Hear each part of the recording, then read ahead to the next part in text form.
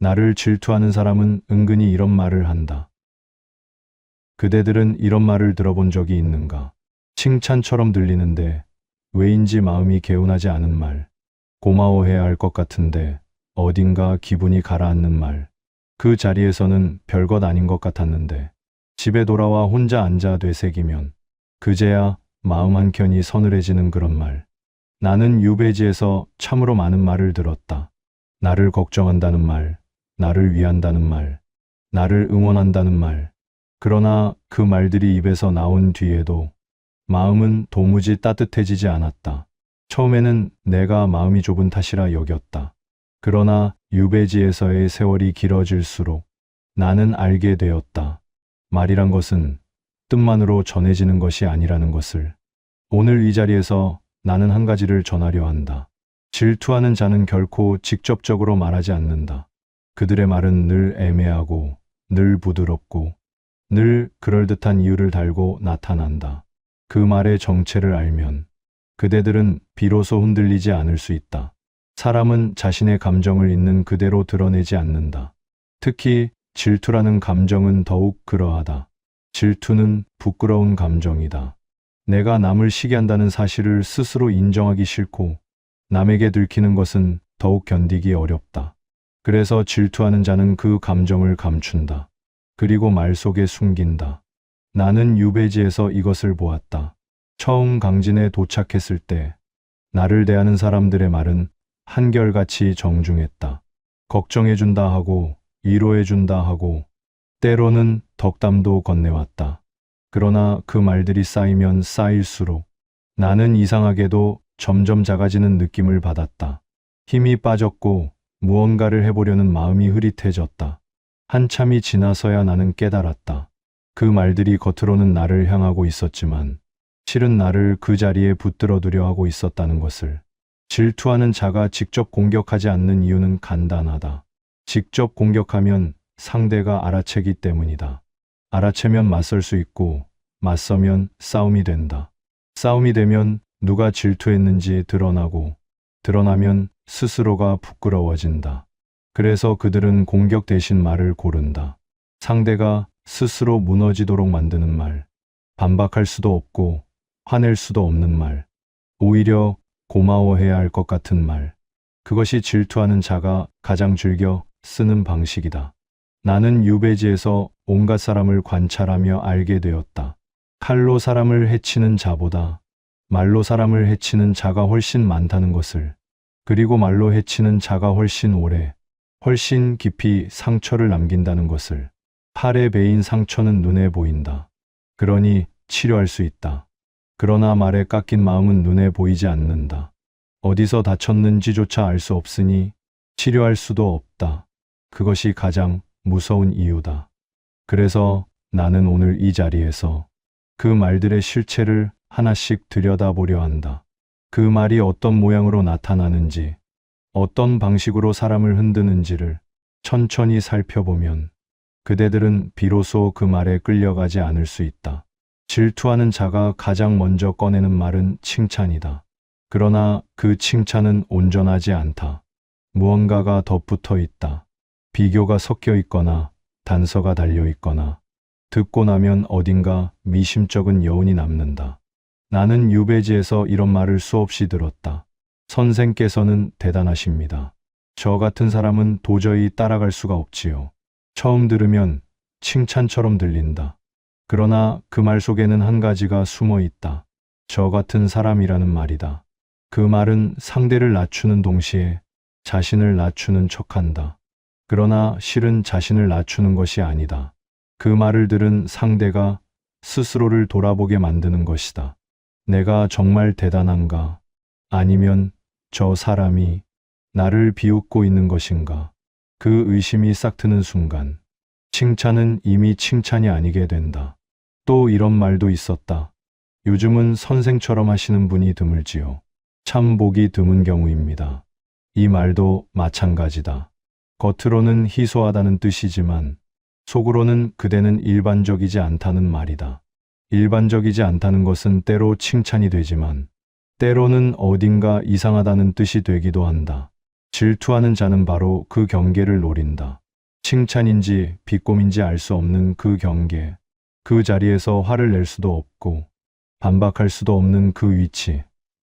이런 말에는 공통된 구조가 있다. 상대를 높이는 말로 시작하되 그 높임이 완전하지 않도록 만든다. 반드시 비교의 대상을 끌어오거나 단서를 달거나 감탄하는 척하며 거리를 둔다. 그 결과 듣는 사람은 고마워해야 할지 불쾌해야 할지 알 수 없는 상태가 된다. 그 혼란이 바로 질투하는 자가 원하는 것이다. 나는 이것을 깨달은 뒤로 그런 말을 들을 때마다 마음속으로 한 가지를 되물었다. 이 말이 나를 세우는가 아니면 흔드는가? 세우는 말은 들은 뒤에 힘이 생긴다. 흔드는 말은 들은 뒤에 스스로를 의심하게 된다. 그 차이 하나만 기억해도 그대들은 칭찬처럼 들리는 질투의 말에 더 이상 쉽게 끌려가지 않을 것이다. 질투하는 자가 두 번째로 즐겨 쓰는 말은 걱정이다. 칭찬보다 더 교묘하다.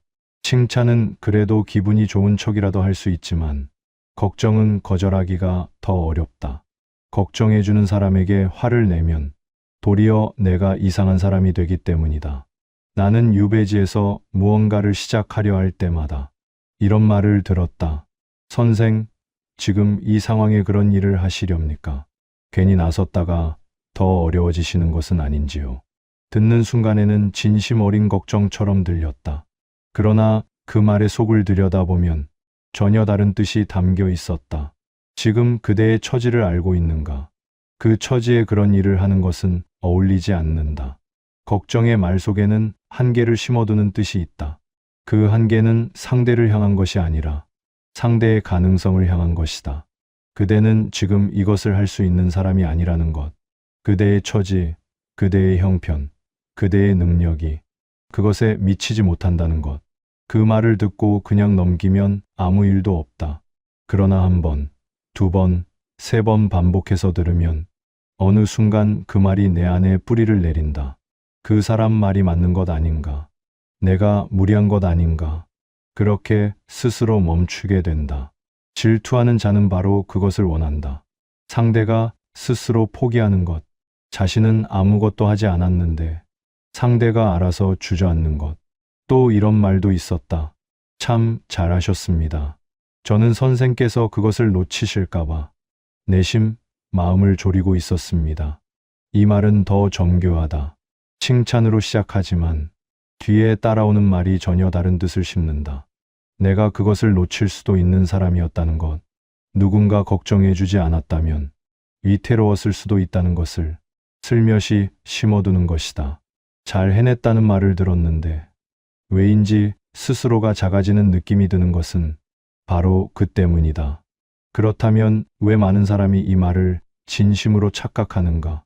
그것은 걱정이라는 말의 형식이 진심과 구별하기 어렵기 때문이다.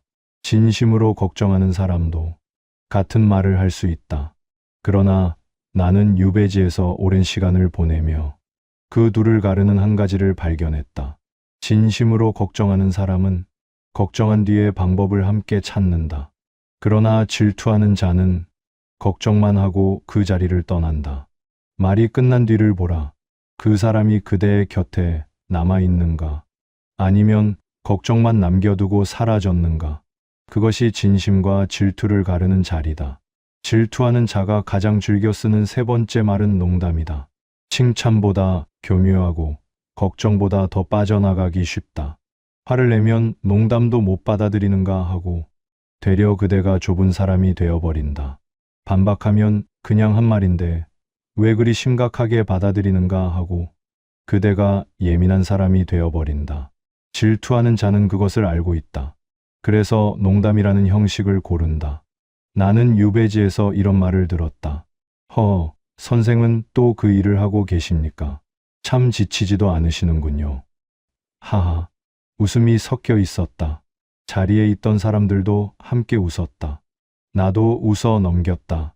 그러나 그날 밤 홀로 앉아 그 말을 되새기니 웃음기가 가신 자리에 무언가가 남아 있었다. 지치지도 않는다. 부지런하다는 뜻처럼 들리지만 실은 그렇지 않았다. 그 말 속에는 왜 그런 쓸모없는 일을 저리도 열심히 하는가라는 뜻이 숨어 있었다.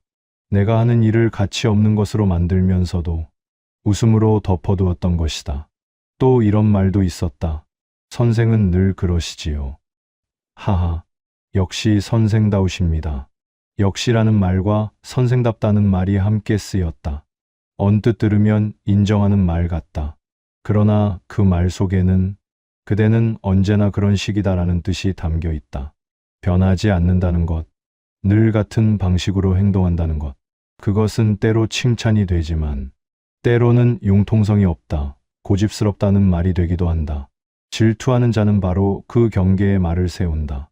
웃음이 있으니 공격이 아니고 인정하는 척하니 비난도 아니다. 그러나 듣고 난 뒤에는 무언가 깎인 느낌이 남는다. 왜 농담은 마음에 오래 남는가? 진지한 말은 듣는 순간 경계를 세우게 된다. 그러나 웃음이 섞인 말은 경계를 허문 상태에서 들어온다. 경계가 없으니 더 깊이 파고든다. 그리고 웃으며 받아들였으니 스스로도 상처받았다고 인정하기 어렵다. 그것이 농담이라는 말의 힘이다. 상처를 주면서도 상처를 준 흔적을 남기지 않는다. 나는 유배지에서 이런 말들을 겪으며 한 가지를 배웠다. 웃음이 있다고 해서 가벼운 말이 아니다. 웃음이 클수록 그 안에 담긴 뜻을 더 조심스럽게 들여다볼 필요가 있다. 말의 형식이 아니라 말이 남긴 감각으로 판단하라. 들은 뒤에 마음이 가벼워졌는가? 아니면 어딘가 조금 깎인 느낌이 드는가? 그 감각이 틀리지 않는다. 그대의 마음은 이미 알고 있다. 다만 그것을 인정하는 것이 두려웠을 뿐이다. 지금까지 살펴본 말들은 모양이 달랐다. 칭찬처럼 들리는 말, 걱정처럼 들리는 말, 농담처럼 들리는 말. 그러나 나는 유배지에서 오랜 시간을 보내며 그 말들이 모두 하나의 뿌리에서 자란다는 것을 알게 되었다. 그 뿌리는 이것이다. 상대를 직접 공격하지 않으면서 상대가 스스로를 의심하게 만드는 것. 질투하는 자는 그대를 쓰러뜨리려 하지 않는다. 그대가 스스로 주저앉기를 기다린다. 그래서 그들의 말은 늘 간접적이고 늘 그럴듯한 이유를 달고 나타나며 늘 반박하기 어려운 형식을 취한다. 칭찬 속에 비교를 심고 걱정 속에 한계를 심고 농담 속에 의심을 심는다. 그리고 그 씨앗이 그대 안에서 자라기를 기다린다. 나는 이것을 말의 덫이라 불렀다. 덫은 짐승을 향해 달려들지 않는다. 짐승이 스스로 걸어 들어오기를 기다린다. 질투하는 자의 말도 그러하다. 그 말을 마음에 품고 되새기는 순간 그대는 이미 덫 안에 들어선 것이다. 그렇다면 그 말들에는 왜 그토록 걸려들기 쉬운가? 그것은 그 말들이 완전한 거짓이 아니기 때문이다. 칭찬 속의 비교는 사실에 근거할 때가 많다. 걱정 속의 경고는 실제로 일어날 수 있는 일을 담는다. 농담 속의 지적은 그대의 실제 모습을 건드린다. 그래서 그 말을 들은 사람은 부정하기가 어렵다. 부정하면 스스로 거짓말을 하는 것 같고 인정하면 그 말이 옳은 것이 되어버린다. 질투하는 자는 바로 그 자리를 파고든다. 완전한 거짓도 아니고 완전한 진실도 아닌 그 자리, 그 애매한 경계 위에 말을 세운다. 나는 유배지에서 이 구조를 깨달은 뒤로 그런 말을 들을 때마다 스스로에게 물었다. 이 말은 나를 위한 것인가? 아니면 나를 그 자리에 묶어두기 위한 것인가? 나를 위한 말은 들은 뒤에 방향이 생긴다. 무엇을 해야 할지, 어떻게 나아가야 할지가 보인다. 그러나 나를 묶어두는 말은 들은 뒤에 방향이 흐려진다.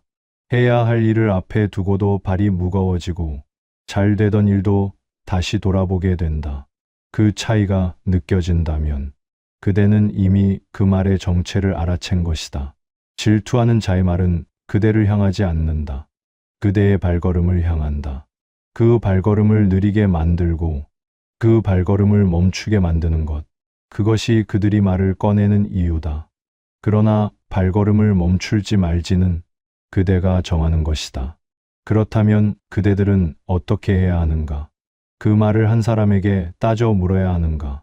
아니면 그 말이 틀렸음을 증명해 보여야 하는가? 나는 그 두 가지를 모두 해보았다. 유배지에서 억울한 말을 들을 때마다 나는 때로 따져 물었고 때로 증명하려 했다. 그러나 돌아오는 것은 늘 같았다. 따져 물으면 내가 예민한 사람이 되었고, 증명하려 하면 내가 조급한 사람이 되었다. 질투하는 자의 말에 반응하는 순간, 그대는 이미 그들이 원하는 자리에 서게 된다. 그들은 그대가 흔들리기를 원한다. 흔들린다는 것은 그 말이 그대 안에 닿았다는 뜻이기 때문이다. 나는 오랜 시간이 지난 뒤에야 깨달았다. 가장 강한 태도는 반응하지 않는 것이 아니라 흔들리지 않는 것이라는 사실을. 반응하지 않는 것은 참는 것이다. 참는 것은 안에서 무언가가 끓고 있다는 뜻이다.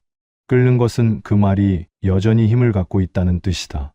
그러나 흔들리지 않는 것은 다르다. 그 말이 들어올 자리를 처음부터 만들지 않는 것이다. 어떻게 그것이 가능한가? 나는 유배지에서 한 가지 방법을 찾았다. 그 말을 들었을 때 마음속으로 이렇게 묻는 것이다. 이 말은 내가 나아가는 것과 관계가 있는가? 관계가 있다면 새겨들을 것이다. 관계가 없다면 그 말은 내 것이 아니다. 내 것이 아닌 말을 마음에 들일 필요는 없다.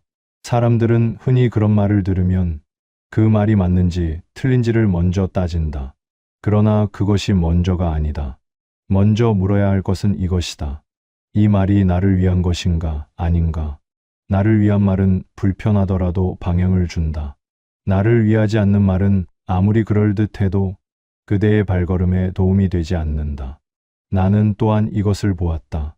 질투하는 자는 반응하는 사람에게 계속 말을 건넨다. 반응이 있으면 그 말이 효과가 있다는 것을 알기 때문이다. 그러나 반응이 없으면 달라진다. 처음에는 더 강한 말을 꺼내기도 한다. 그러나 그것도 통하지 않으면 결국 그 사람은 말을 거두어 들인다. 질투하는 자의 말은 그대의 반응으로 자란다. 반응을 거두어 들이면 그 말은 자랄 자리를 잃는다. 그것이 내가 유배지에서 터득한 태도였다. 맞서지 않되 무너지지 않는 것. 대답하지 않되 흔들리지 않는 것. 그 태도는 말이 아니라 걸음으로 보여준다. 그대가 하던 일을 계속하는 것. 그대가 가던 길을 계속 걷는 것. 그것이 질투하는 자의 말에 대한 가장 단호하고 가장 품위 있는 대답이다. 나는 유배지에서 오랜 시간을 보내며 사람에 대해 한 가지를 깊이 배웠다. 사람은 쉽게 바뀌지 않는다. 질투하는 자에게 그 마음을 고치라 말해도 그 마음은 고쳐지지 않는다. 그 말의 정체를 일러주어도 그들은 다른 말을 찾아낼 뿐이다. 그렇다면 무엇을 해야 하는가? 나는 그 답을 사람을 바꾸려는 시도를 멈춘 뒤에야 비로소 찾을 수 있었다. 사람을 바꾸는 것이 아니라 관계의 거리를 정하는 것. 그것이 내가 찾은 답이었다. 거리를 둔다는 것은 그 사람을 미워하는 것이 아니다. 그 사람과 싸우는 것도 아니다. 다만 그 사람의 말이 내 안에 들어올 자리를 스스로 줄여나가는 것이다. 가까이 두면 그 말을 자주 듣게 된다. 자주 들으면 마음이 자주 흔들린다. 마음이 자주 흔들리면 하던 일에 힘이 빠진다. 그러나 거리를 두면 달라진다. 그 말이 들릴 때도 있지만 그 말이 닿는 깊이가 달라진다. 나는 유배지에서 나를 시기하는 자들과 억지로 가까이 지내려 한 시절이 있었다. 그들의 마음을 돌리면 관계가 편안해질 것이라 여겼다. 그러나 그것은 틀린 생각이었다. 가까이 다가갈수록 그들의 말은 더 촘촘해졌고 나의 마음은 더 자주 흔들렸다. 거리를 두기로 한 것은 포기가 아니었다. 스스로를 지키기로 한 결정이었다. 사람은 모든 관계를 같은 거리에서 유지할 수 없다. 어떤 사람은 가까이 두어야 하고 어떤 사람은 멀리 두어야 한다. 그 거리를 스스로 정할 수 있다는 것. 그것이 관계에서 가장 중요한 지혜다. 그리고 그 거리를 정할 때 분노나 원망으로 정하지 말라. 분노로 정한 거리는 오래가지 않는다.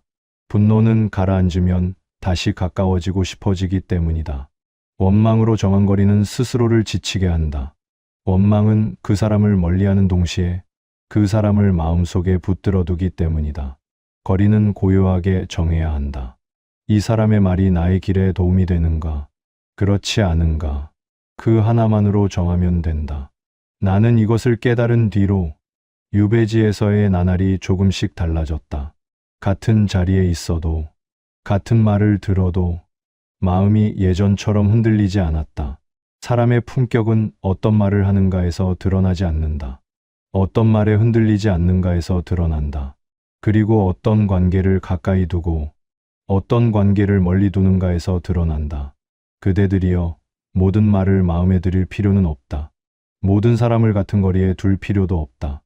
그대의 길을 걷는데 힘이 되는 사람을 가까이 두고 그 길을 흐리게 만드는 말을 건네는 사람과는 고요하게 거리를 두라. 그것이 관계를 오래 편안하게 유지하는 방법이고 그것이 스스로를 지키는 가장 품위 있는 태도다.